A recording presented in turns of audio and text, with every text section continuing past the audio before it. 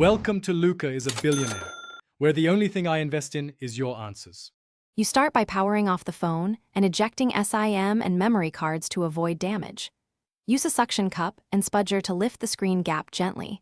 This gives you access to screws and connector shields. Once the screen is slightly open, remove visible screws with the correct driver and keep them organized. Different screws have different lengths. Make sure to ground yourself to prevent static discharge, because static can fry delicate keyboard ribbon circuits.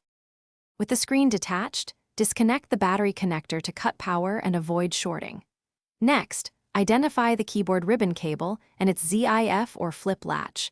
Flip the latch up and slide the ribbon out in the same plane to avoid tearing.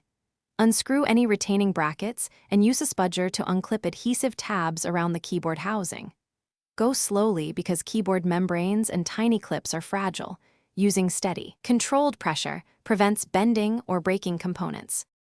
Once the keyboard is out, place the replacement or repaired keyboard in position, align the ribbon connector squarely, and insert it into the ZIF latch before closing the latch. Reconnect the battery and power on to test keyboard functionality before you seal the device. If keys fail, power down and reseat the ribbon, clean contacts with 90% plus isopropyl, and confirm screws and brackets aren't shorting traces. Finally, apply new adhesive and close the screen. Make sure edges are flush for a solid. Thanks for watching and please subscribe. It's the best investment you'll ever make.